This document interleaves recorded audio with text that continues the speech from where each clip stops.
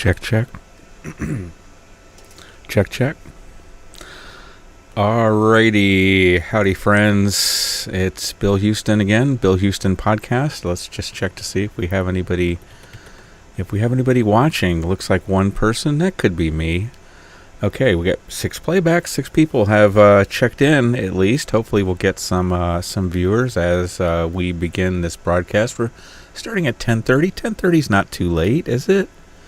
But, just never know how Facebook and YouTube, might not be, informing people that this is going on. So we're just going to do this, and, people watch the playback even when it's not live. So, okay, we're going to let me just get a drink of cool, refreshing water. And how is everybody doing?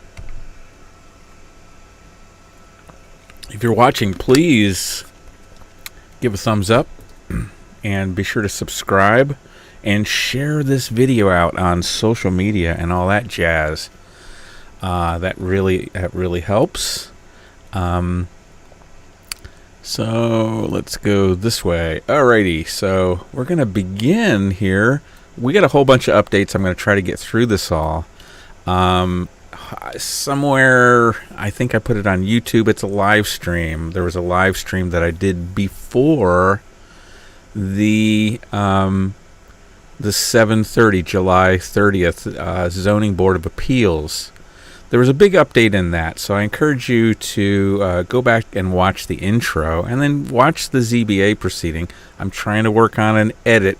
I've got some edited video I'm working on, but it's got some challenges to it, let's say that. So, since then, there's been a few things that have happened. So there was 2 different special meetings of the Village of Endicott Board of Trustees. One was on 7/20, July 20th, and the other was on 8/3. And what I didn't understand is, I guess it's normally a tradition dating back to the days when the Village of Endicott had 2 meetings a month. I think, if I remember correctly, in the last days of John Bertoni, they were down to 1 meeting a month. Am I right about that? I think I am. Somebody else said I was right. So, but it's a tradition for them to take off July and August. They take off 1 week, so they have 1 scheduled meeting instead of 2. That's why I was confused. Other people were confused too. So these were special meetings, and the whole point of these 2 special meetings, the one on 7/20 and the one on 8/3, were to discuss this protest petition. Protest petition is basically a way to challenge the May 7th zoning change that happened. And the way it gets challenged is basically, if the protest petition is found to be valid, and it's a complicated thing, they had to hire an engineering firm, Delta Engineers, to review this, the signatures. They had to go out and get petition signatures, and it had to be, there's a certain requirement having to do with distance from an Endicott industrial zone, 100 feet or something, adjacent property owners, they got to get some percentage. It's a complicated formula, and they had to hire somebody to figure it out. And I understand that there's a draft that's out. There's a draft that's currently being reviewed, but it is still in draft form. So I haven't seen a copy of even the draft. I've asked around for it. Nobody sent it to me. But we do have some leaked information coming up here that you definitely should stand by for, because it's some hot shizzle. It's hot shizzle, people. So I know you enjoy hot shizzle as much as I do. 1 viewer, come on. Okay, well, I'm talking to you then, and I'm talking to the dozens that are going to watch us on the replay. So we're going to talk about the 7:30, the Zoning Board of Appeals, what went on there a little bit. And I mean, I became aware of the issue that day. And when I thought it was all legit. It all looked good to me, but this is not, I'm not a lawyer. I do know a little bit about the law, but this is the zoning stuff I'm not 100% on. So I was just kind of like, it just seemed legit to me. But when I was made aware of the issue, I kind of looked it over and I was like, it kind of looks like that's a legit issue. And it has to do with, I would call it standing. They called it jurisdiction, kind of the same thing. If you're the body and you don't have jurisdiction over me, or anyway, it's like, they're very closely related concepts. Then there was this site visit that happened on 7/31. I wish I could show you the video. I'm just not done editing yet. And some of it I shot it with my cell phone, and I guess I was nervous. It was wobbling around. I'm trying to stabilize it. Stabilizing video takes a ton of CPU resources and time. I'm working on it. I'm trying to get you. And it was amazing because this incident, when it happened, it was like whoosh, it went lightning speed around town. I was shocked at how fast this was, how fast people found or heard something about it. They weren't quite sure what it was about. They said, were the police training dogs over there? It was a big thing. Fire trucks. There wasn't quite, fire trucks. But we're going to talk about what happened a little bit on the 7/31 site visit. And we're going to, there's some great video. There's some great when I get this thing done, you're gonna thoroughly enjoy it. I'm gonna thoroughly enjoy it. It's pretty amazing. Although I have to say this, okay?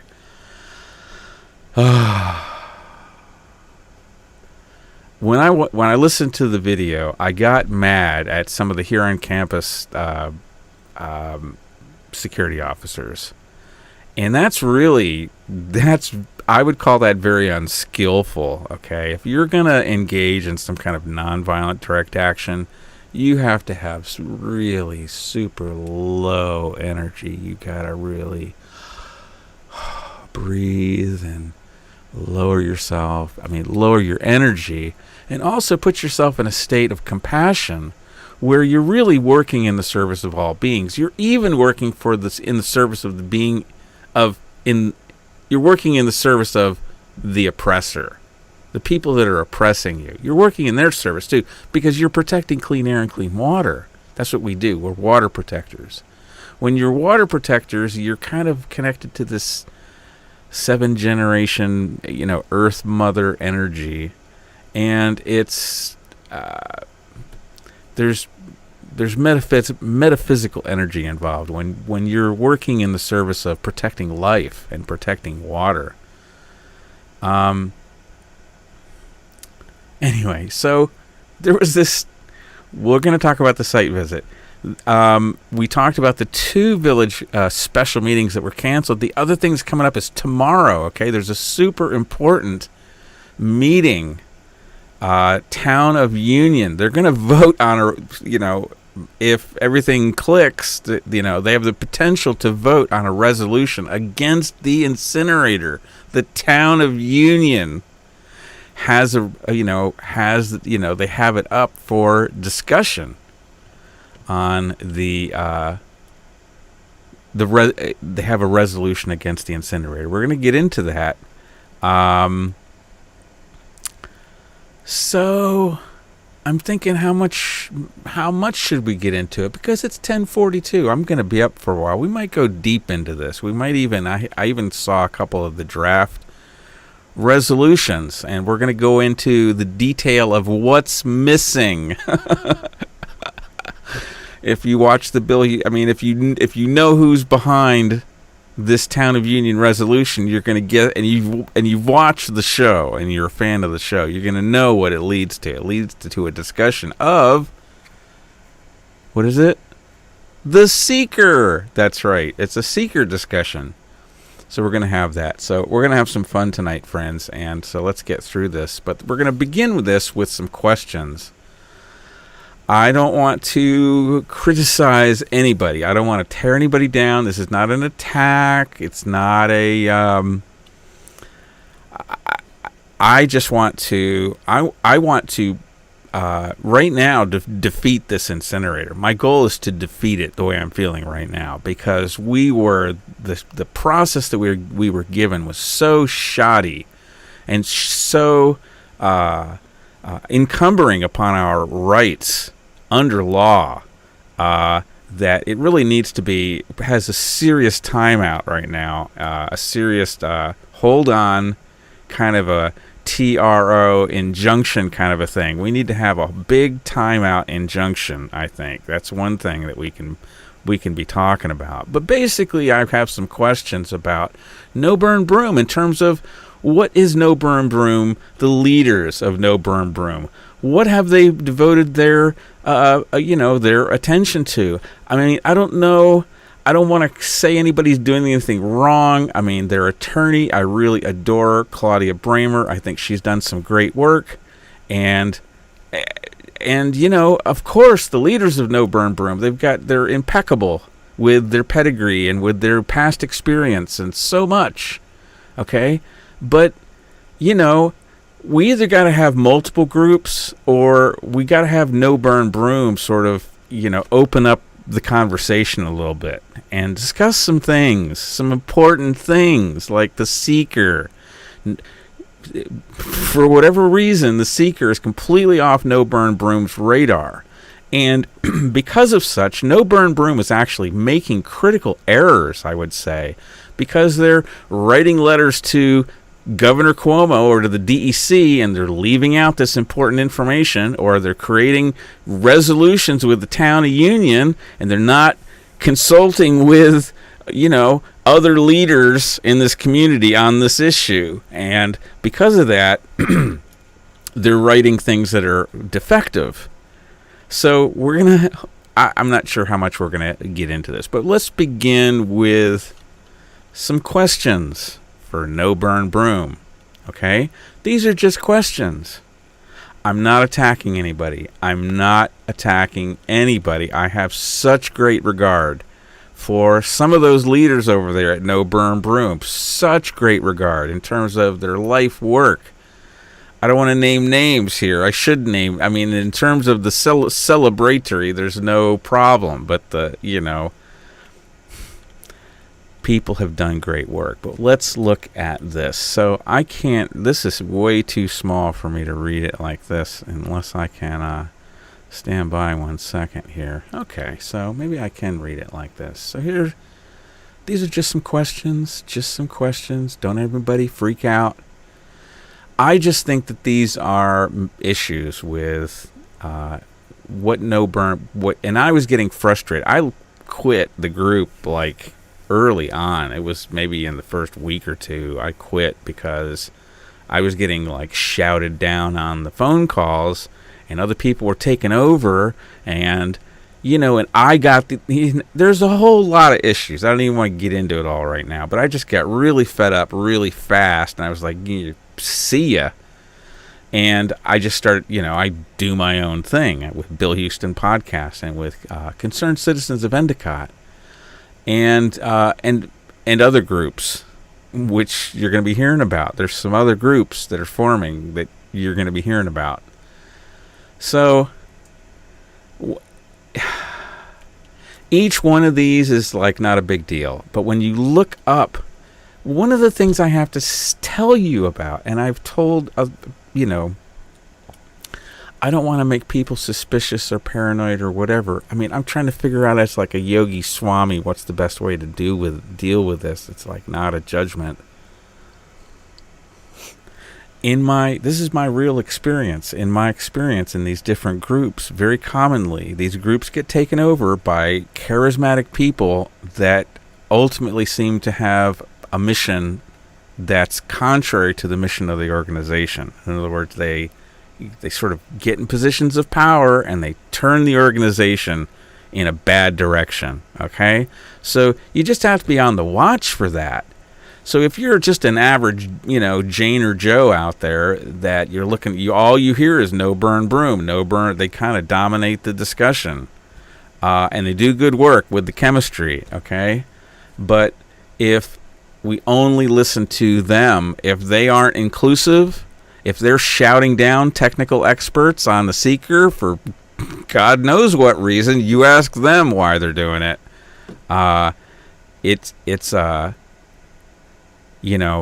No Burn Broom, I believe, has made some critical errors, and we just need to have a discussion. If you're an ordinary citizen out there, bring this up with the leadership of No Burn Broom. Ask them these questions, okay? So we had the hyper focus on the long shot, the protest petition, and they worked on it long past the viable date, which was 5/7.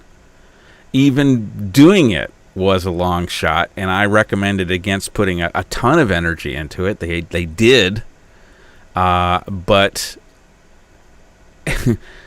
so because I don't want to get ahead of myself because it's right up there. It's 2 ahead. So let me try to. There was this thing that just happened, this appeal to the zoning board, and it was ultimately kind of untimely, or it was either untimely or it's. God bless the attorney. I really adore you. But it almost looks like an amateur error. I'm just saying, it looks, if you don't, there was a really good explanation for why it had to happen right now, and I do agree with that. And I should have a longer discussion of what happened during that, some analysis. I'm working on a video, zoning board. We're going to try to go through that a little bit for the techies out there, okay? There was a good reason to file it right away. But it ultimately, nothing happened. The zoning board agreed with the attorney, and they voted it down, and the meeting ended. There was a failure to raise in other words, so why were they chasing this protest petition, right? The whole point of the protest petition is this part of the zoning.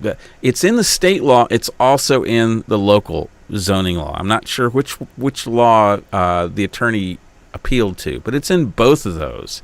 This idea of a protest petition, that basically landowners that are involved, that are directly adjacent to, that are directly impacted in a major way, of a zoning change or a zoning definition change for a zone that's adjacent to their property. If there's a major change in the land use, that's what zoning's all about land use, then if a certain threshold.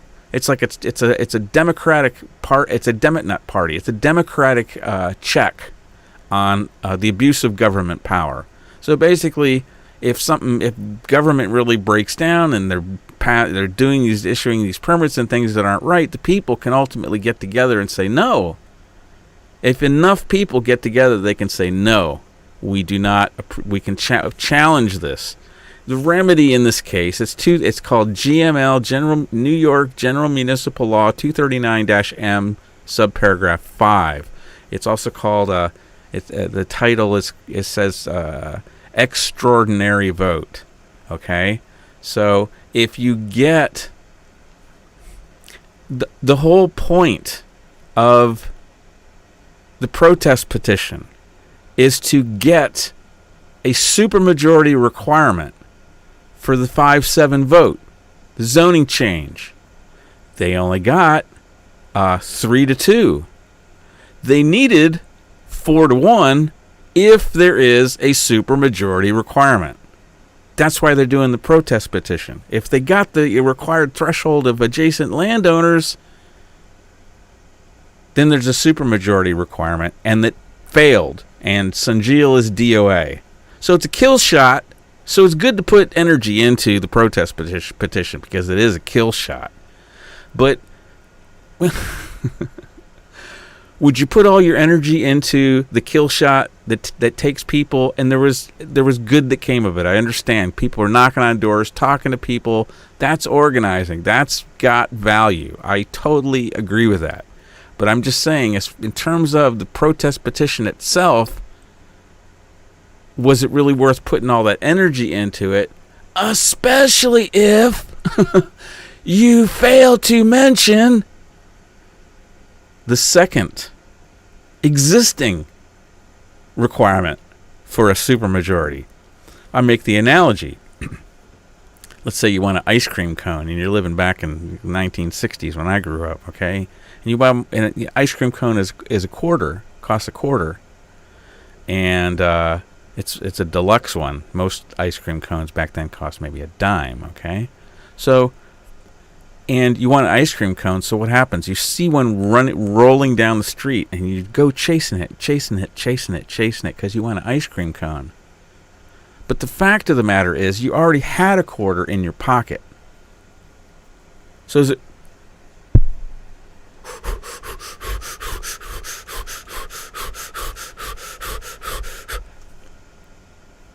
Is it worth all the energy? If all you wanted was an ice cream cone, I just want to point this out, that you already have a quarter in your pocket. So maybe you enjoy running down the street. Maybe you get exercise. Maybe that's good. Maybe it's like your hobby. Okay, that's fine. I'm just saying, if your goal is to get to a supermajority requirement, you already got one, and that's GML 239-M subparagraph 5, and that's called an extraordinary vote. Why is it that what's the extraordinary vote requirement? Well, a supermajority is an extraordinary vote, means the same thing, is required if the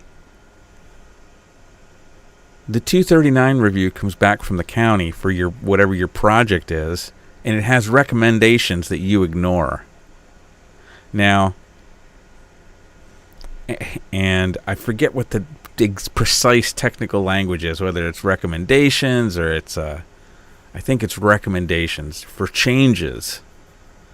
So the way it was worded, Frank Evangelisti, really clever guy, he knows how to write this stuff to,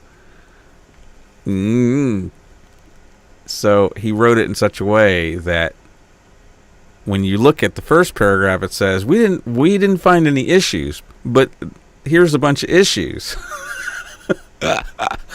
We didn't find any issues, but here's some issues. It's a total political document, but I consider it to be good because it's something that can be argued, because it allows, the arguing the GML 239M subparagraph 5 supermajority requirement allows you to bring up a conversation about what were those 6 or 7 bullet points? What was that about? What are the things that he suggested? He's talking about a site plan review requirement. He's talking about, variances, and he's talking about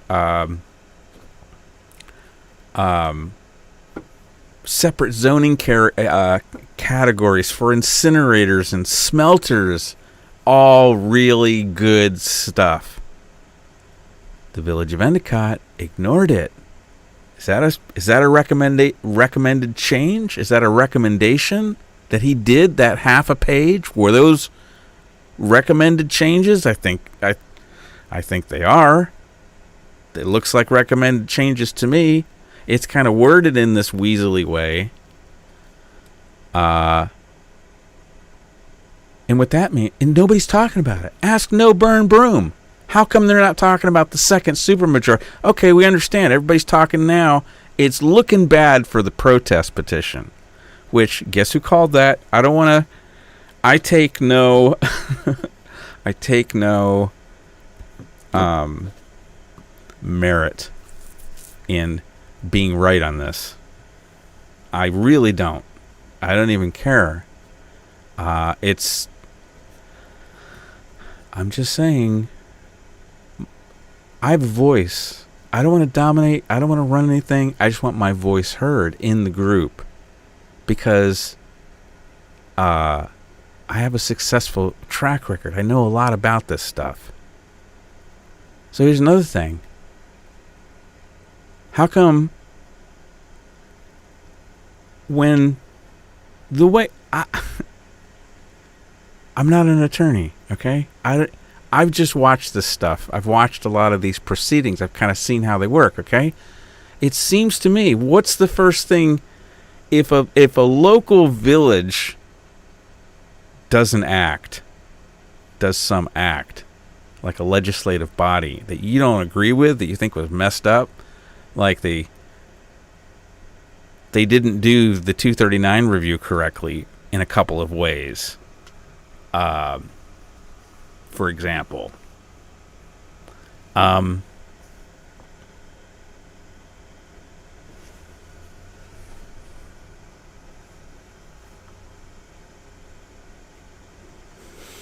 just lost my train of thought. Let me try to get back to this. Okay, so why, this is the question for No Burn Broom. Why are they ignoring the second supermajority requirement? And that's the discussion of Frank Evangelisti's half a page of suggested changes, which I think are good changes. Okay, let's move on.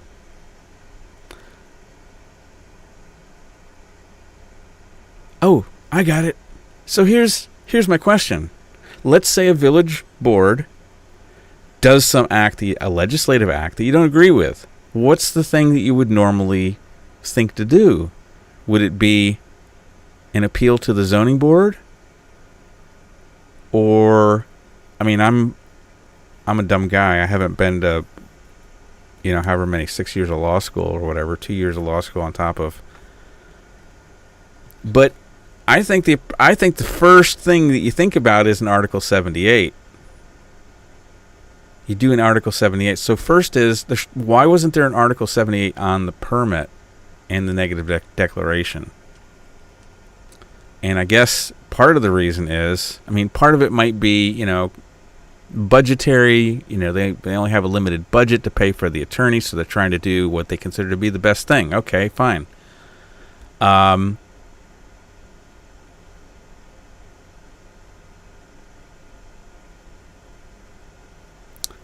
Why didn't they do an Article 78 on the DEC for the permit and for this amended negative declaration that happened a couple days prior? And why would you do the zoning board appeal that is kind of, if you know something about zoning, which I don't, you ought to be able to look at that and say, hey, I'm not sure there was an administrative determination. Doesn't look like it meets the bar. There was a good reason for it. So, and then why doesn't No Burn Broom do an Article 78 against the village of Endicott for the bogus 5-7 vote? That's the natural, in my opinion. Anybody that kind of knows how this stuff works, I just think an Article 78 is the first thing you would do. Maybe it's because the courts are closed. Maybe that's going to come. I don't know. I'm not privy to all of No Burn Broom's legal strategies. Maybe they're clicking all the marks. Maybe they're doing all exactly the right thing. Okay. This is a big one, though. Okay. So I got chewed out. Okay. For holding Donna Lupardo's feet to the rotary kiln, which I think No Burn Broom should be doing. Instead, it looks like, I would call it, they're playing footsie with the perp. Donna Lupardo is the perp. Donna Lupardo is part of this, is a major player in this crime syndicate. I don't know what else to call it. It looks like a crime syndicate to me. It's got all kinds of different players. It's got state actors. It's got legislators. It's got public relations people. It's got economic development people. It's got the DEC regulators. It's got local. It's such a big network. And they're playing footsie with the perp. Okay. And it looks like that what they're doing, just ask No Burn Broom. Because all I ever hear about is PFAS, PFAS, PFAS, PFAS, PFAS, PFAS, PFAS, PFAS, PFAS. If I hear PFAS, if I hear PFAS one more time, I'm going to puke bile.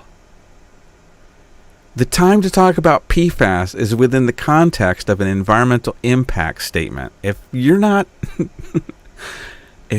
on your way, if you're not on the path toward an EIS, you're just wasting your time. So I'm making videos and stuff, putting pressure on Donna Lupardo, and I even sent her a draft. I said, here's the letter. Here's the letter. Put this on your letterhead and send it to Basil Sagos, commissioner of the DEC. Put it on your letterhead and send it. I don't think it ever happened. I never got alerted about it. I up on Round Top, watched the Donna Lupardo hot mic video. Hey Donna, do you think the DEC should follow the law? I was totally low key. Watched the video. I was really relaxed. Hey Donna, do you think the DEC should follow the law? I can't. Where's this? I got a slide on that. Where is it? Oh boy. I can't. Sorry, it doesn't go. I've been turned down every time I've asked about it. It's something I have voiced with them and will continue to raise with them. It's part of the conversation. Let's just play it by ear. Hey Donna, should the DEC follow the law? Do you think Endicott deserves an environmental impact statement, Donna? Which looks to me like is also required by law. I can't see a way to get out of it for Endicott. You know, Endicott has been abused by industrial pollution all this time. No, let's just play it by ear. Let's take it one step at a time. My thing right now is that everybody deserves a seat at the table. Not that I'm not that knowledgeable to comment on that right now. I mean, I can't really knowledgeably comment on that now. Let's not go there right this minute. No, not right this. I don't want to go there right this minute with you, right this second. I'm not trying to dodge you. I'm dodging because I don't have it off the top of my head right now. Again, I'm not dodging. This is what she said. Somebody explain this to me. Can you explain this to me? I'd really like somebody to explain that to me. So that's why I say she's part of this crime syndicate.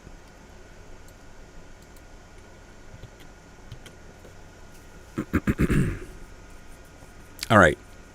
Questions for No Burn Broom. Why aren't you joining me, No Burn Broom, on this seeker discussion? Why are you constantly... I just feel like there's this... Are we working for the same thing? Are we working for the same goal? Are we all trying to actually stop the incinerator? Or is No Burn Broom... Just clarification here. Clarifying question.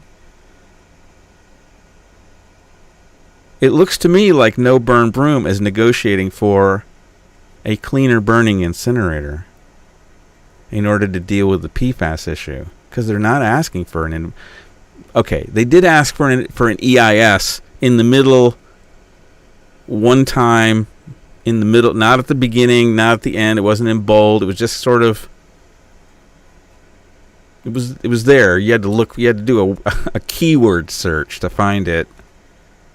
It's not their central issue. And the pathway to get there, which is a type 1 seeker, ain't there at all.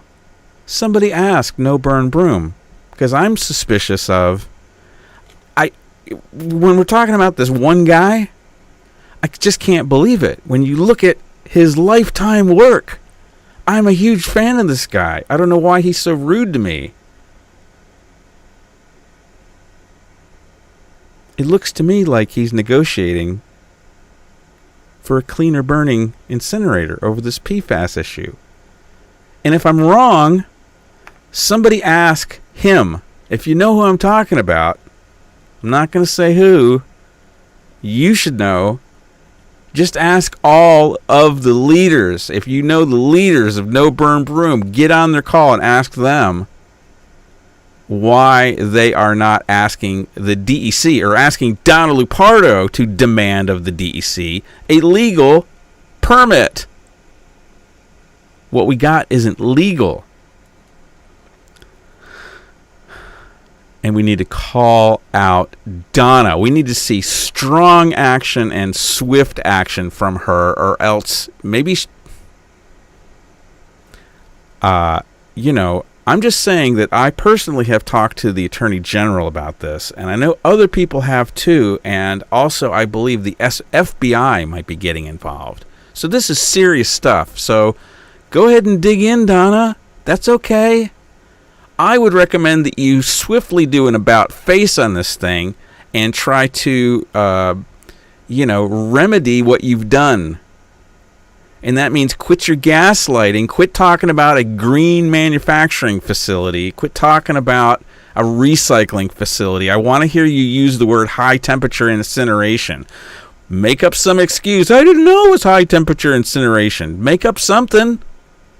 I didn't know. I learned new information. I'm very happy that concerned citizens of Endicott and No Burn Broom brought these critical issues to your attention because you were sleeping on the job. I don't know. That's your best answer, is that you were goofing off, playing slots or something down at Tioga Downs. Who knows? You weren't researching what Empire State Development was pushing it. Here, sign this. What do they have something on you? Do they have bribery or blackmail material on you or something? Is that why you just do what you're told? And so you either knew about the incinerator and you failed to tell people, Donna, or you just didn't know because you were sleeping, which means you're not fit to serve. I don't care if you're running unopposed because of the deal that you've made with the Republicans. Why isn't No Burn Broom writing letters? Let's go over here so you can see. Why isn't No Burn Broom writing letters to the DEC demanding a proper seeker review? Somebody asked the leadership of No Burn Broom, why aren't you asking for a proper seeker review? A legal one. Which is it was misclassified from the beginning as an unlisted action. A Type 1 seeker is required by law. That's 6 NYCRR 617.4B2. Is there anybody out there learning that particular site? Because I say it all the time. 6 NYCRR 617.4B2. A Type 1 seeker is required because of a zoning change impacting greater than 25 acres. There was a necessary zoning change to permit an incinerator because prior to 5/7 there was a clear and unambiguous express prohibition of incinerators. They have to remove, because it hasn't been done yet, the express prohibition on incinerators in order to site an incinerator here. That change impacts 560 acres, which is more than 25. So guess what? It triggers 6 NYCRR 617.4B2 and guarantees us a Type 1 seeker action. Why isn't No Burn Broom asking Governor Cuomo, Basil Segos, Donna Lupardo, why do they keep going PFAS, PFAS, beep, bop, beep, bop, bop, bop? They're like some kind of little PFAS, PFAS, beep. They're like some kind of a little battery-powered thing that just goes PFAS, PFAS, PFAS, PFAS, PFAS, PFAS, PFAS, PFAS, till you just want to go.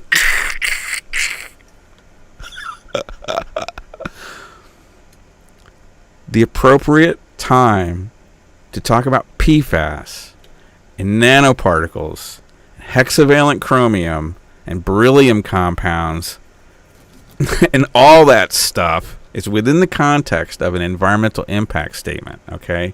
That's where we got to get to. I'm going to try to pick up the pace a little bit, friends, because we got a lot of material to go through. Let's see if anybody is in the playback. So we got a couple people watching. So say thumbs up. Let's see. We got 3 likes. Excellent. Thank you for the likes. If you're watching, hit the like button and subscribe and say something. Say hi in the chat if you are so inclined. Okay, so where am I? There I am. All right, so guess what? We were denied a coordinated review. A coordinated review is required for all Type 1 actions. There's really two ways to get a coordinated review. One is the DEC has an obligation under certain circumstances to perform a coordinated review.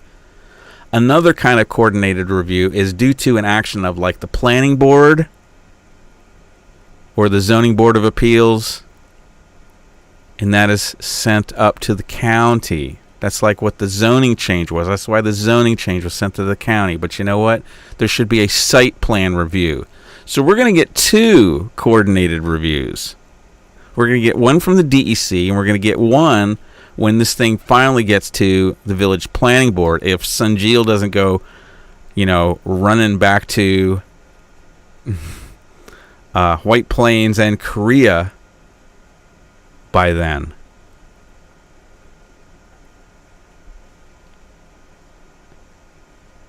A coordinated review is required for all Type 1 actions. DEC said, we did one. They didn't. Bob McCurtich, village attorney, called them out in a February letter, and he said, hey, how come you said you did a coordinated review when where's the documents, or didn't you really? What's up with that? And DEC's attorney came back, Joe Sluzar, and he said, oh, that was a typo. That's what he said. Joe Sluzar is from around here. He used to be the Broome County attorney. Okay, how come the DEC? How come no burn broom? These are questions. Remember up here at the top. These are questions for no burn broom. Come on. All right. Oh, I'm stressing out my computer.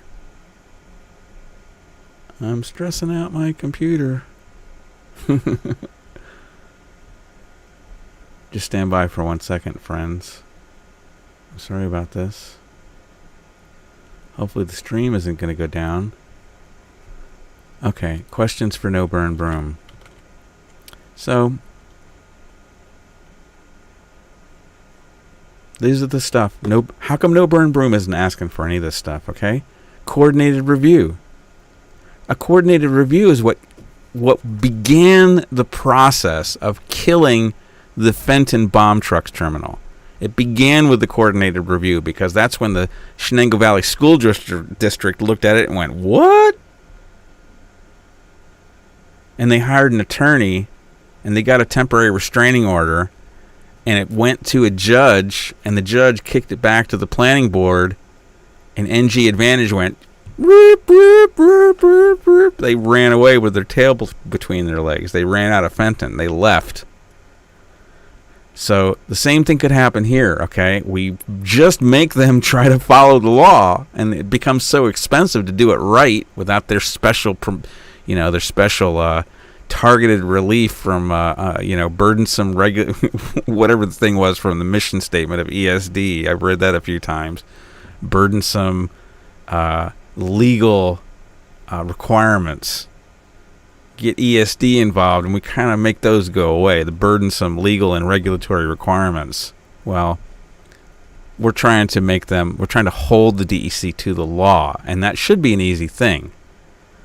And asked Donna Lupardo that, and she starts going, I can't, I'm not. I'm just saying, that's what's going on.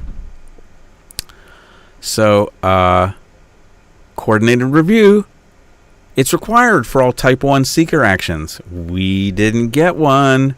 DEC, can we say DEC lied? They made a mistake. They made an error. They made a false statement. They said we had done a coordinated review. When the village attorney asked them about it, DEC went, it was a typo. It was just a typo. Okay?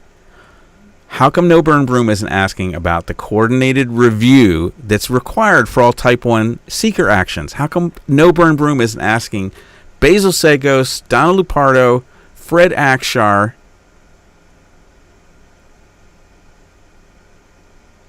Jason Garner,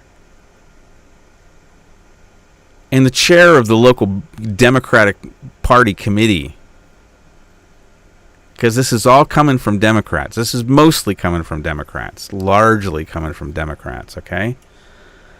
Positive declaration.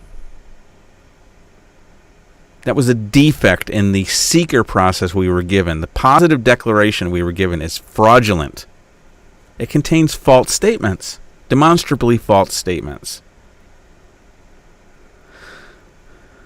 An EIS is required for all positive declarations. We should have gotten a positive declaration because all it takes is one unmitigated impact. And between No Burn Broom and Concerned Citizens for Endicott, we've identified a dozen unmitigated impacts.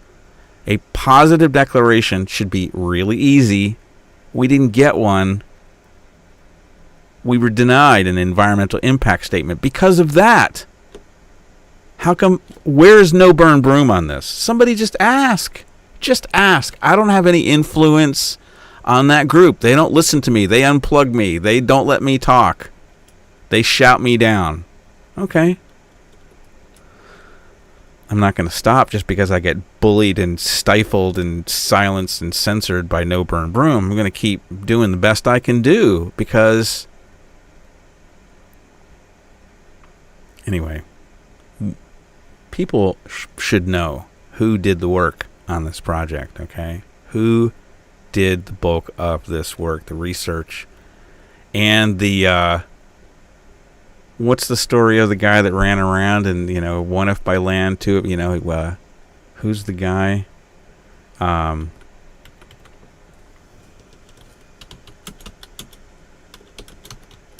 I should know that. One if by land, two if by sea.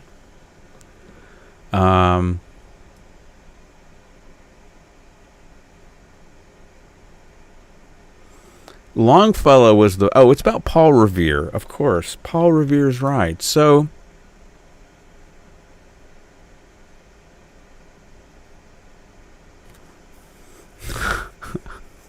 I always get distracted. I get on these side visits, side detours.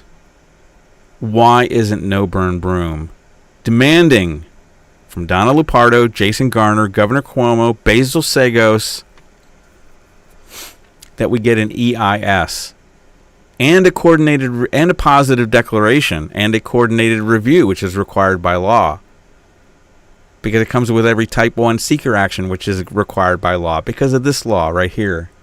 Because of this law. 617.4b2. Call up No Burn Broom. By the way, a full EIS, you normally get 4 public hearings, okay? Scoping, the draft EIS, the draft environmental impact statement, the final EIS, and then the permit. So you get 4 public hearings. We got the Endicott special. What's the Endicott special? Just give them an uncoordinated review, no public hearings. Give them a 45-day extension. Give them a little bit. Give them the PFAS thing. Make them crank up the afterburner. Our due process was denied. Please contact No Burn Broom, the leadership. If you're involved in No Burn Broom, ask them, please join Concerned Citizens of Endicott in asking for these things. This is super important. Thank you for hearing me on this. I don't want to attack anybody or anything like that. I'm just saying we're all going to be a whole lot better if we are working together on this and not fighting each other all the time. I feel like if you involved me in that Town of Union thing, we would have saved a whole lot of time. Okay? So, let me get a drink of water really quick. I'm going to check the chat. It's going to take a second. 15 seconds.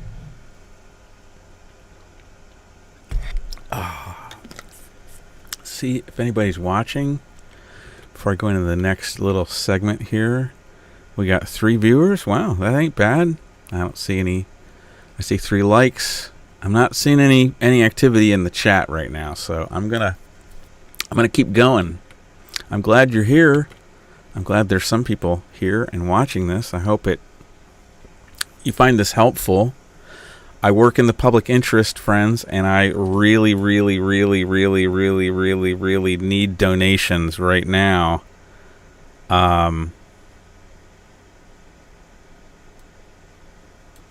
Everybody's been affected by COVID. I have definitely been affected by COVID.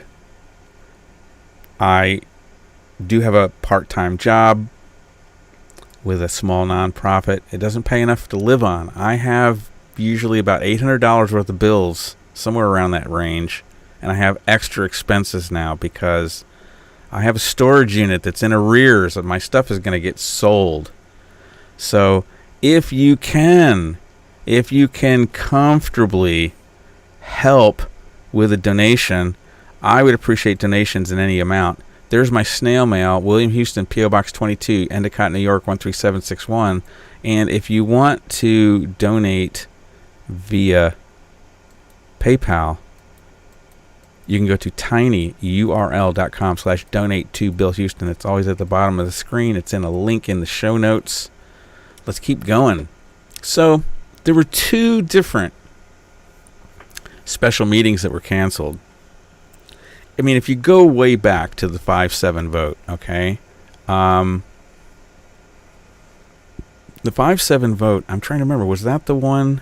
That was the one where so it was the one after the 5-7 vote. So maybe it was the second one, the second meeting in May, maybe, when this happened. Let me just check the date. Oh, 2020, May. All right, so if it was May 7th, that was a goofy date. So it's probably May 18th. It's either May 18th or June 1st. I forget the meeting, but basically what happened was Linda Jackson announced that she wanted to rescind. I hate to say this because it's so confusing. This is what she calls it. I want you to recognize these words, even though it's goofy. She wanted to rescind the special restrictions that they had passed on recycling facilities on May 7th. Now, that's not what it was. It wasn't passing special restrictions on recycling facilities. By the way, that's not legal. The 2010 New York Rechargeable Battery Recycling Act preempts local municipalities from adding special restrictions on recycling facilities. So it's goofy, it's stuff. It's BS. So we're in a state of kind of legal limbo right now because basically, where are we at? We passed the law and now we're trying to undo the passing of the law. We got to do the whole seeker in reverse. It's a little bit weird and nutty, and it's a corner case of the law. You know, it's not like something you see all the time. It's kind of this weird thing. So nobody's really sure how it's going to go. So Ted Warner at one of those meetings, when I think it was after it was the meeting where where Linda Jackson announced that they were going to rescind the special restrictions on recycling facilities. In other words, they were going to rescind the vote where they, in a very shoddy way, changed the zoning to allow an incinerator to come in. That's what they really did, okay? She wanted to rescind that. So it's like, what? Why? I mean, I still don't understand why she wants to rescind it, except to keep it in play. Because there's a very strong risk, a very strong chance that somebody can make a legal argument that the Sun Geel is already dead. It's already dead because of the supermajority requirement from GML 239M subparagraph 5, which I've talked about a bunch, okay? That's already dead. So they're trying to figure out a way. And also the zoning change was so shoddy, recycling facility, they didn't do it right in several major ways. So they're trying to undo it because they know they made a mistake. And the only way to keep this thing into play is for them to pull it back. So everybody's baffled, I think. I don't know. Maybe Ted Warner's figured it out, or Pat Dorner. I don't know, but I'm still a little bit baffled about what this all means. Why Linda Jackson suddenly wants to rescind this thing. But Ted Warner said on the last village board meeting, I think in June, he said, what I fear, it was in May or June. He said, what I fear what's going to happen here is that, Linda Jackson, you're going to go back on your word and you're not going to rescind the zoning change. And that's exactly what happened. It didn't happen whenever it was May, or maybe it was in July. They failed to do it. They put it off until 7/20. Special meeting. Then they canceled that. And then 8/3 special meeting, canceled that. Cancel. This is the nightmare scenario that Ted Warner warned us about. He said Linda Jackson is going to go back on her word. There's going to be delays, and what's going to happen is that something's going to time out, and they have to deliver this thing to Albany, the law, and it becomes a law. And when it becomes a law, Sunjeel can theoretically get a building permit, depending on a couple of... It's not quite that simple, but because potentially this might go to... This should, if we had a fair system, this should go to... I think it's under the discretion of the fire marshal, who's the chief the chief code enforcement officer, has the discretion to decide whether this goes to the planning board for site plan review. If it goes to site plan review, then it's kind of good. It's a big slowdown, and it triggers an additional 239 review. But we're in this legal limbo right now. Nobody really knows. Where are we? It kind of, the people that I've talked to several, I don't want to say who, but I've talked to people that are in the know on this and some kind of technical experts, and nobody thinks, with all the press that's happened, nobody thinks that they're going to try to pull a fast one until this Delta engineering report is done. When the Delta engineering report is done, Delta Engineers, I think is the name of the company. When that report is done, then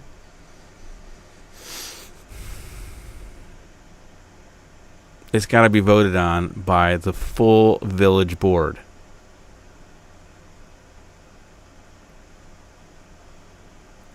So we got a little bit of time. And one thing I want to do is to try to get a press hit somehow. Help me. All you people out there that understand the press, we need to get a press hit to talk about this 239M paragraph 5 requirement for supermajority, because it's a kill shot.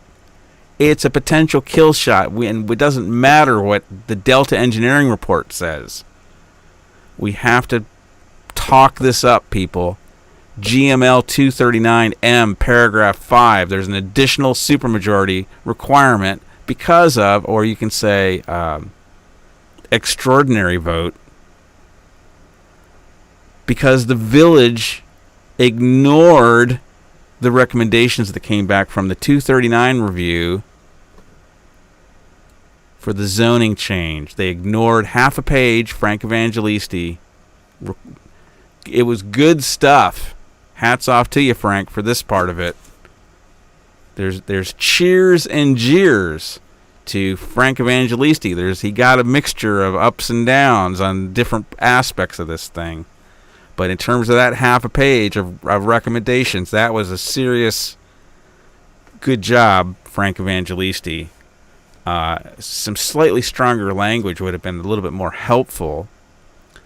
So anyway, it kind of, people are asking me, is this legit? People are worried. Oh, it looks like a lot of cancellations. Yeah, it does look like a lot of cancellations, and it's exactly the scenario that Ted Warner warned us about. But I think it's kind of going legit. It's kind of I don't think we don't have a high chance of this thing becoming law before the next scheduled village board meeting. And I think that is, the first one was supposed to be August 3, had this not been a summer month where they take off. So they threw that one out. So 17th, August 17th, that's when the next time they're going to vote on. So they're going to vote to accept that the Delta Engineers report probably, this is just what I'm hearing, it probably shows that they missed the needed threshold. And once again, this is what I said way back at the beginning when everybody was working on this thing. I'm like, this is a long shot, people. Why don't we work on this other one that's kind of a sure thing? I mean, it takes a little bit of arguing. Now, on July 31st, I happened to be down at the village offices with a friend of mine. And we were standing outside the mayor's office, and we heard her say, yeah, a building permit can be issued at any time now because the Delta Engineering report got shot down. So I did call Ted Warner on this because Ted knows the law and he's a trustee. And Ted said that's not true. It does have to be approved by the full village board. Okay. So Ted doesn't seem too worried. Linda Jackson's still confused about the facts. She's like, let's go. She's chomping at the bit. Building permit, baby. Hey, what happened about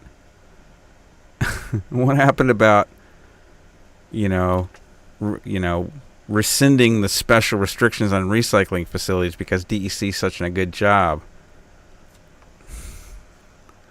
It just doesn't make any sense. So that's all I got on that one.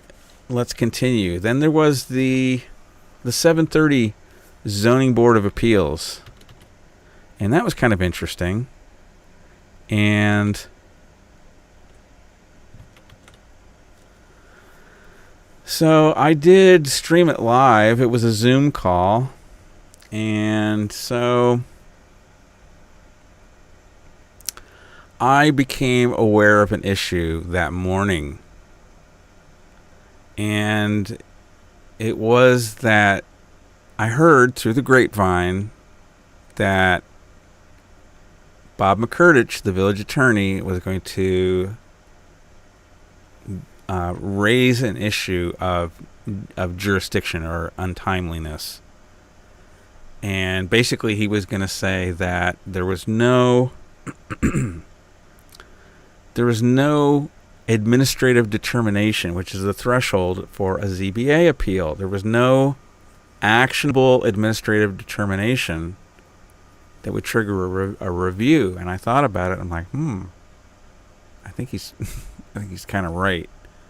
And it turned out that the Zoning Board of Appeals agreed with the village attorney. Now, Claudia Bramer, the attorney for No Burn Broom, really did have a good... You have to listen. I'm working on a video that it's going to help explain this, because her fear was that all of these statements that Linda Jackson was saying, hey, it's ready to go, baby. Anytime. They could have started last year. They had everything. We were all set. There's nothing we can do. We can't stop it. Ready to go. They could have started. So Claudia thought, and I agree with this, Claudia thought that all of these statements by her and a couple of statements by Anthony Bates, which basically created maybe an expectation in the part of the applicant that would put us into a precarious situation where they're actually getting in there and they're actually doing work. And by the way, this is another little segment I'm trying to get together here and show you the actual documents. I don't have it quite prepared, but I can tell you what it is, okay? So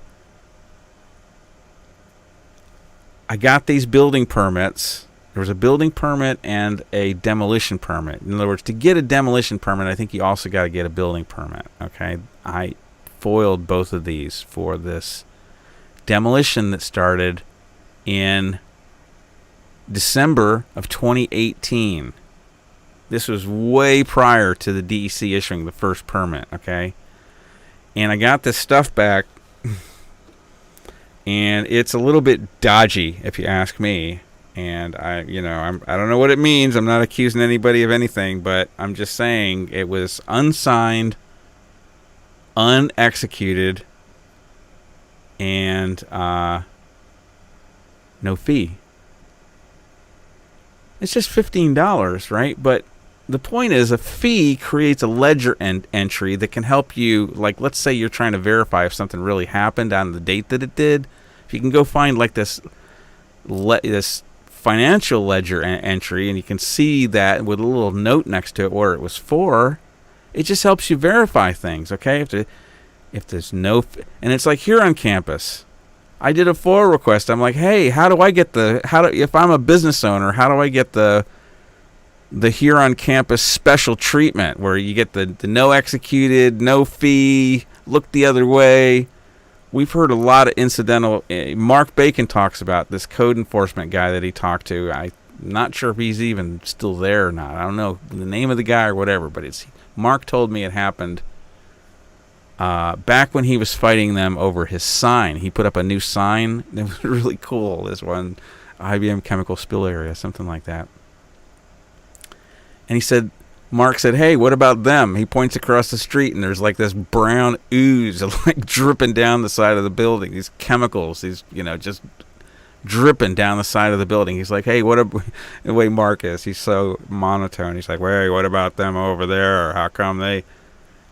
And the code guy told Mark,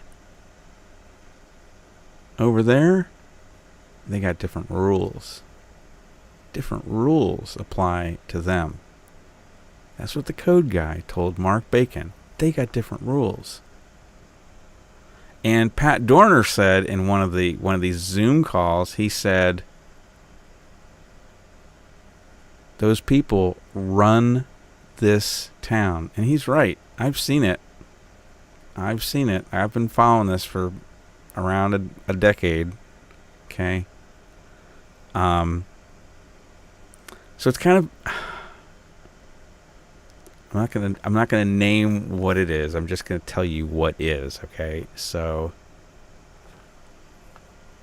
I wanted to tell you about the demolition stuff. So anyway, but we were talking about the Zoning Board of Appeals. Okay, so I don't know how we got off on that demolition stuff. That's an important topic.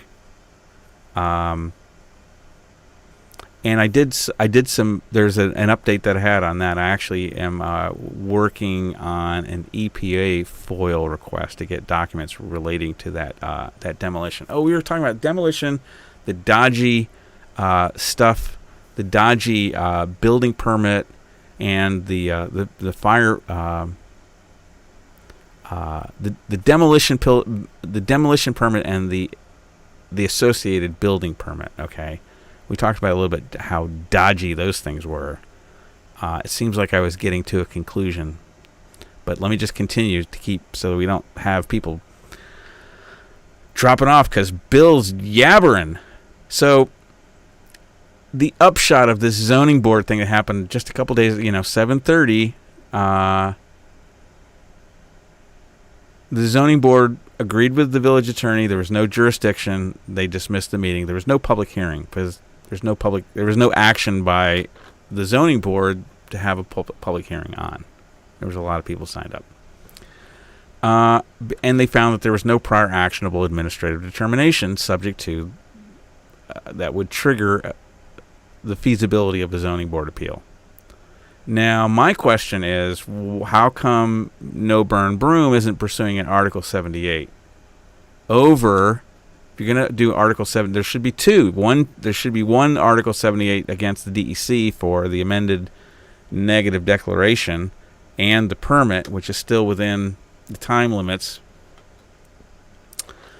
And you should also, Article 78, the village for the 5-7 vote.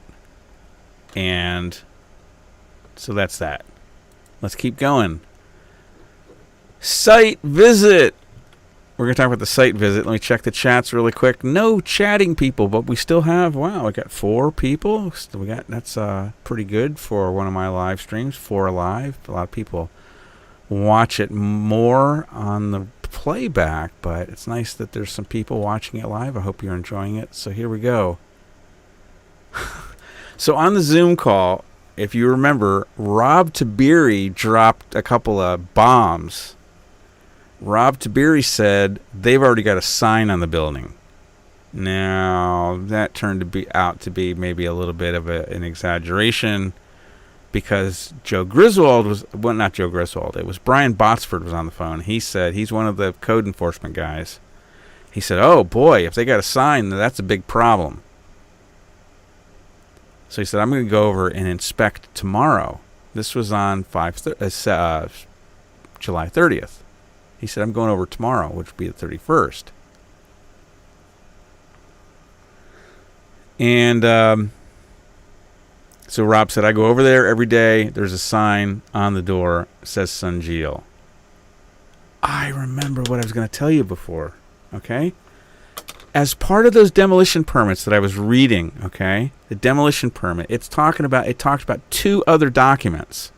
And I should bring them up and show you right now, just because I've never really talked about this, I don't think. There's 2 other documents. One is a certificate of compliance. And my understanding is this has to do with a certificate basically stating that the company did the demolition work correctly. Certificate of compliance. And the other thing that says certificate of occupancy. He said if we don't issue, this is in the code, it says if we don't issue a certificate of occupancy within so many days after the work is done, I forget how it's worded, but it says basically the demolition permit becomes null and void. It becomes expired. Oh, really?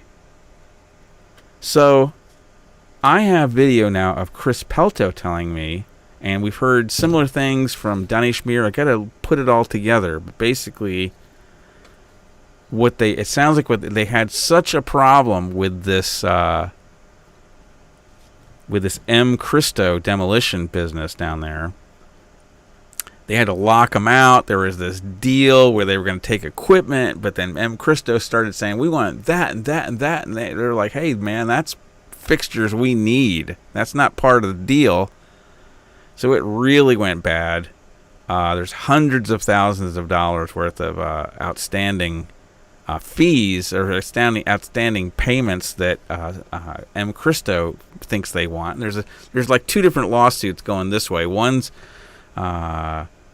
M. Christo is suing Sunjeel in Rensselaer County, and Sunjeel is suing M. Christo in Broome County. So it's like they're firing shots at each other over this demolition thing. So it mentioned those 2 other documents. I foiled the fire marshal for those 2 documents. Guess what I got back? I got back the same answer as, remember I told you I asked for how do I get the Huron special treatment? I went records which indicate which companies you give the Huron special treatment to, and if I'm a business, how do I get the Huron special treatment? I went and it comes back, of course, because it was just kind of snarky on my part. It was I've never done a snark foil before, but that one was. And it came back, no records match your request. We don't have any such records. So they are giving multiple examples, different people coming in, different anecdotes to share. Here on campus gets a free pass, historically has gotten a free pass from code enforcement. This is a big problem, okay? They're a little bit too cozy. Chris Pelto is a little bit too cozy to code enforcement. We gotta like dump some water on that. on that happening. Hey, knock it off. Go, get a room. Something like that. You know what I'm saying? Got to break them up. Break them up, kids.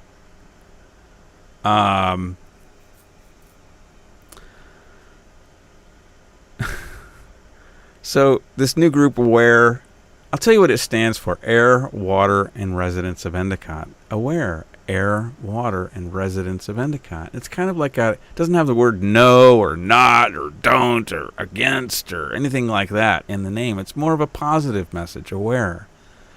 And it's going to have like kind of a different mission or purpose. But anyway, a couple people I was talking to some of my friends, and they said, hey, because Rob Tiberi said there's a sign on the door that says, we welcome you. I rode my bike over there that night while the zoning board was still meeting, and I took this. I don't think this is my picture. This might be somebody else's. This might be Diane's picture. She got a better close-up of the sign than I did. So, we welcome you. I confirmed it. Rob Tiberi said it's on the door. I rode over there. Sure enough, there it is. We welcome you. So, I think it was Diane that said, hey, why don't we just go over there? They welcome us. Let's go over there. Now, there's no trespassing and signs and stuff, but, if they're setting up shop in town, people ought to be able to walk over there and knock on the door. Say, hey, you got some jobs in here? Okay, can we get a site tour? Hey, I have some issues. Can I talk to Donnie Schmier about something? Knock, knock, knock. We can't go and knock on the door. So here's what happened. There was a huge spectacle. Okay. And so this one Huron guy, this kid, he starts telling us, we're trespassing. You got to get out of here. You're trespassing. Get out of here. Trespassing. Get out of here. And I'm like, hey, Diane is super cool. I got a little upset, and I'm sorry for getting upset. I'm sorry to the young man that is the Huron security guard. I'm sorry. I maybe even got angry, yelled. I need to lower my energy if I'm going to do this work. I understand that I got to really chill out. So I'm very, very sorry. I didn't behave in the way we have to behave to do this kind of work. But we did. We hung out there. They called. First of all, the first guy showed up. He's like, "Yeah, we got a bunch. We got several protesters here." We're like, "We're protesters." They were all wearing AWARE shirts. I wasn't. I was just going kind of a documentary role. But the two ladies had AWARE shirts on, and they were really mellow, really chill. And they said, we just wanted to. They said, we welcome you. So we wanted to go and say hi and just check them out and see what we could say, see who we could talk to, whatever. Get a tour. We welcome you. And we also thought that code enforcement was coming over that day. Brian Botsford said he was coming over the next day, 7:31. That's when we went over there. And so, unfortunately, we were told by security eventually that he was over the day before.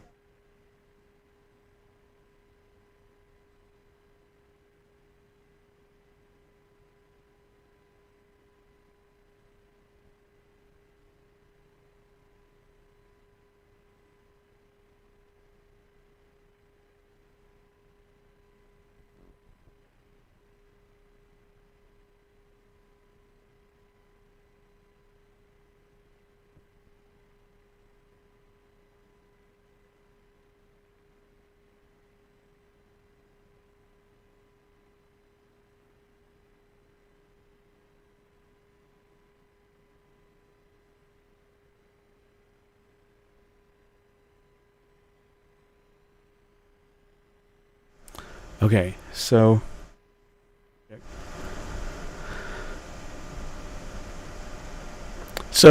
he's like, we got some protesters here. And we're like, we're not protesters. We're just citizens. And then this guy pulls up with this big, giant Huron Services, emergency truck. It's like the size of a fire truck. It's huge. And he comes blowing the air horn. Meh. Super aggressive. Pointing, coming at us. Hey, you got to do this. You got to do this. We're like, hey. They're like, we're going to call the police. We're like, hey, okay. You want to call the police? Well, wants to stay? We'll stay and talk to the police if you want to. And Diane was doing really good. She's saying we wanted to meet. She was really calm. She was like, we came here. We thought we were going to meet Brian Botsford here. We want to know the result of his inspection. We want to know if they're doing any work in here. There's no certificate of occupancy. I foiled it. There's also no certificate of compliance that the demolition work was done. Chris Pelto told us, and Danish, I need to go back and listen to it carefully, but I think they both told us that basically the demolition work was abandoned. It wasn't completed. So it wasn't completed. There's no certificate of occupancy.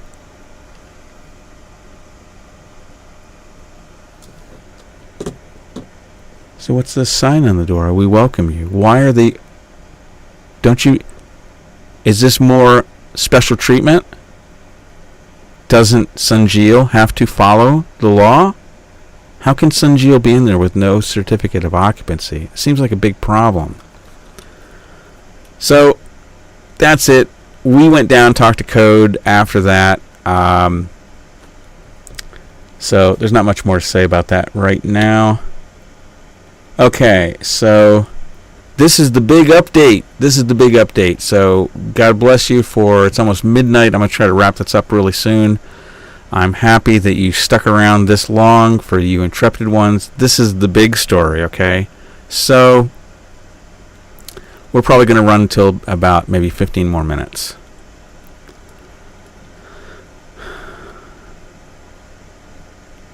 The town of Union, I think this is a no burn broom thing, because they're no burn broom, no burn broom, no burn broom. They're all over this resolution.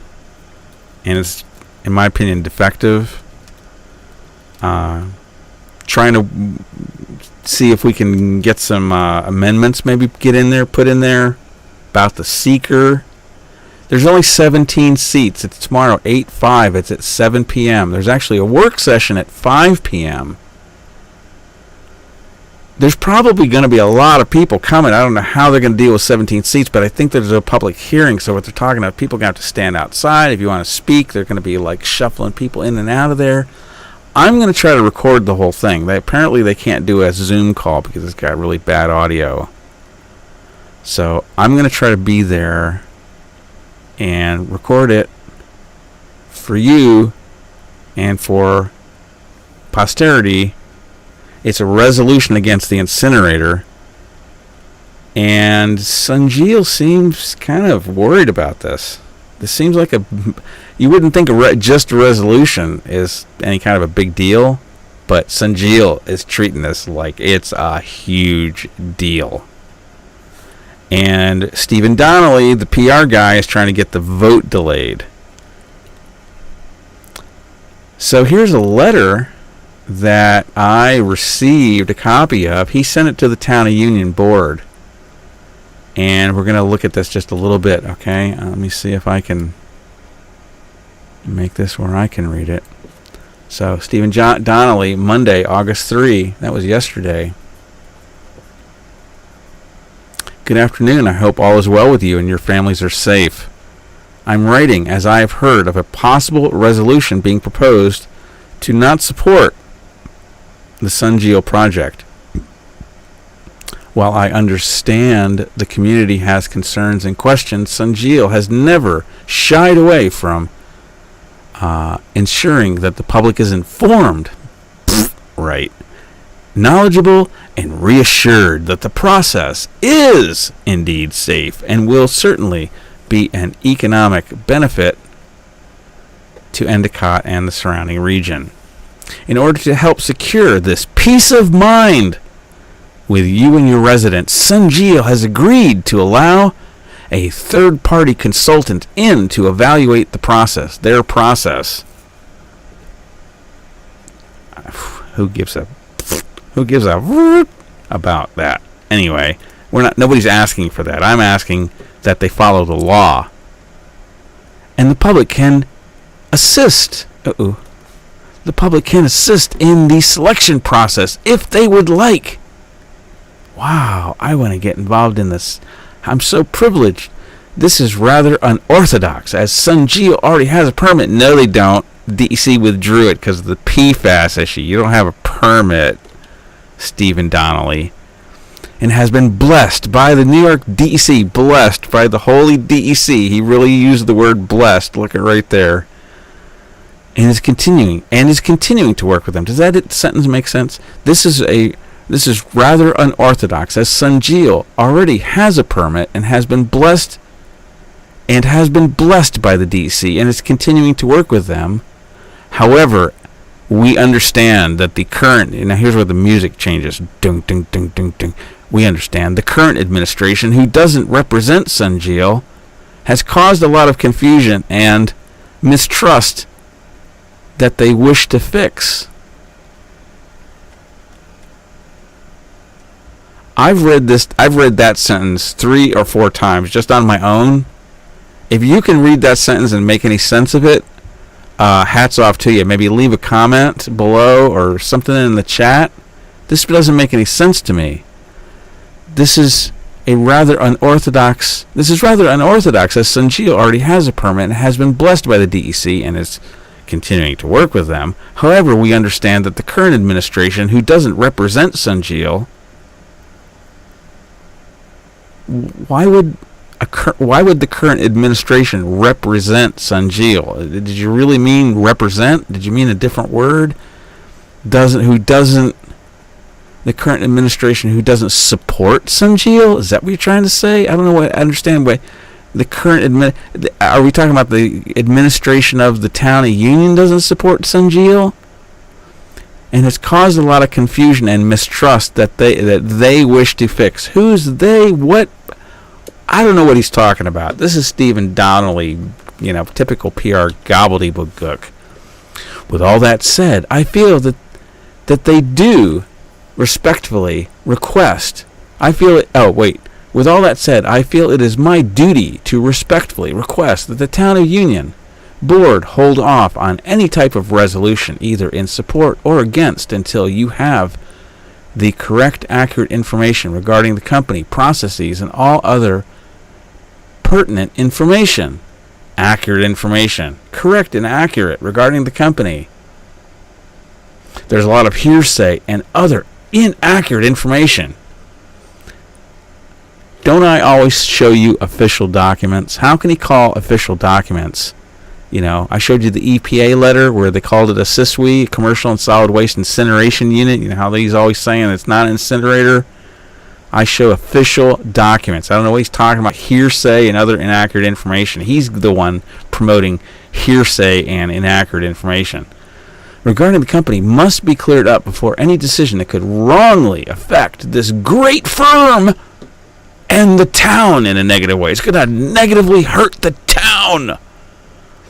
On a personal note, I live in Endicott and have 2 boys, aged 10 and 7, that attend UE, and I have zero concerns about the project, as I am getting paid handsomely by Sunjeel. Oh, wait, doesn't say that. It says, I have zero concerns with this project, as I am properly educated on what they are actually doing and the many benefits it has for our area.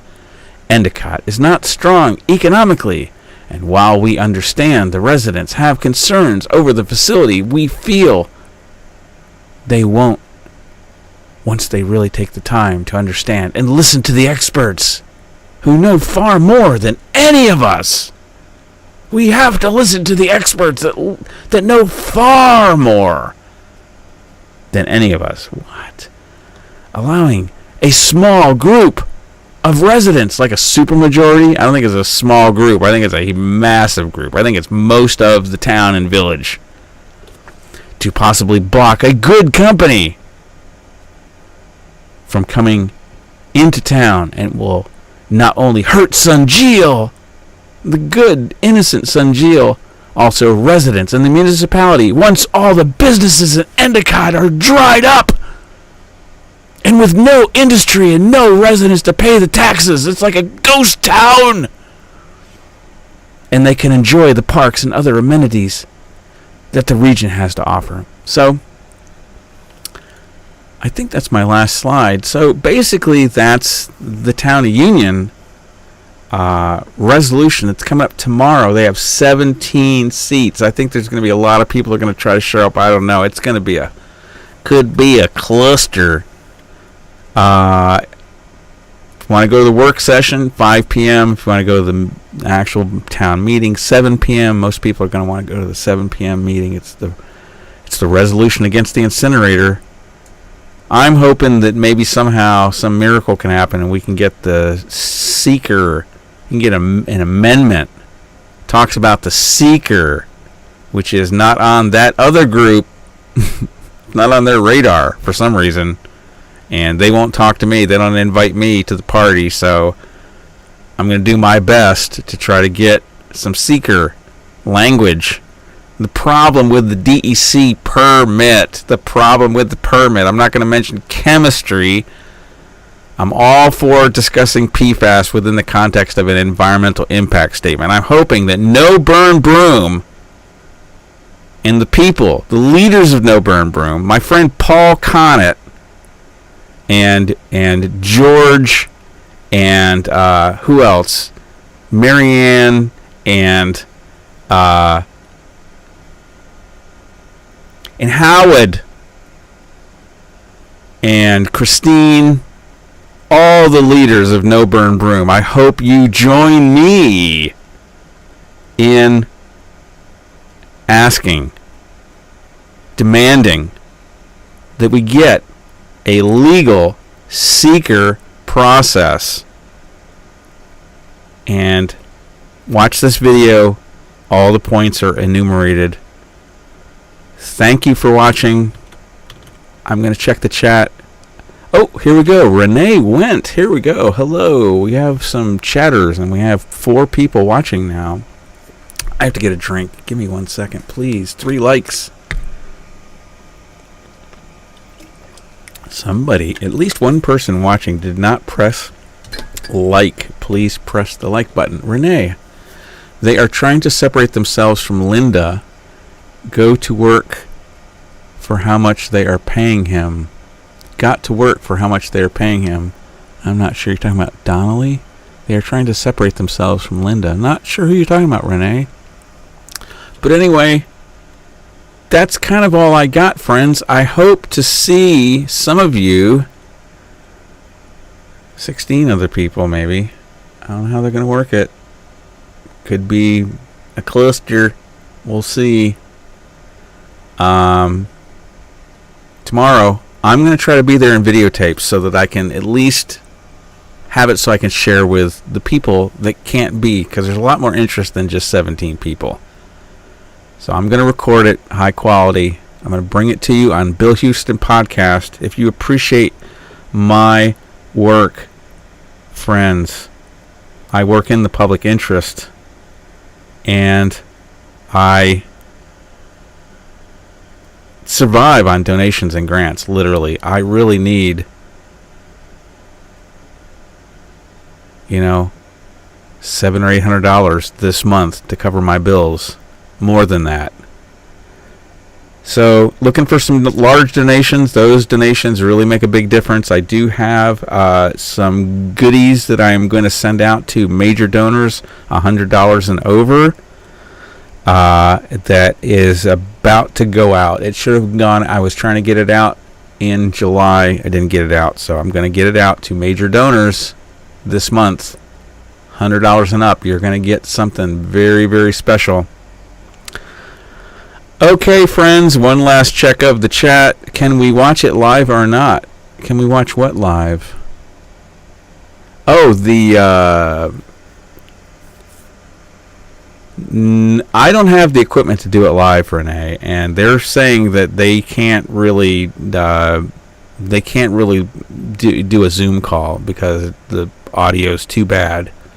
So, unless, if I got a big grant, I could get some special equipment and allow me to do some, serious remote live streams. But I'm just barely hanging on right now in terms of getting my bills paid. So that's a dreamland right now for me to be able to do a high quality live remote. I'm not just talking about shooting something from a cell phone. That's not how I do things. Maybe there's somebody that can shoot it with a cell phone. That's not what I do. I do professional light and sound and get a good quality production. But it's going to take a day. If you can just wait a day, I'll have it out. 24 hours, I promise. There's my snail mail, friends. I really, really, really, really, really, really, really, really, really could use some donations right now. Major donations. $100 and up, you get something very, very, very, very rare. Not a lot of people are going to get access to this. It's very special stuff. And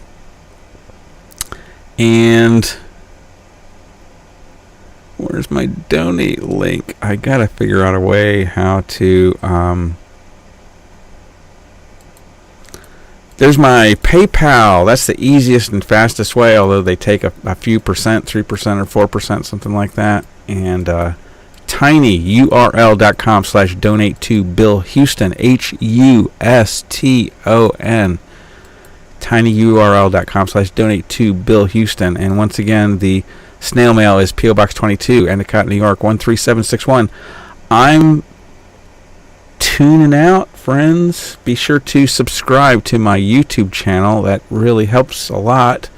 And click the bell, select all notifications. That way you'll get some kind of an alert, an email, or a little bing on your phone, your YouTube app.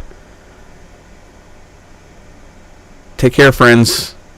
I will see some of you tomorrow night at the Town of Union meeting. We'll see how it goes, and we'll keep you up to date with the incinerator drama. See you later. Bye.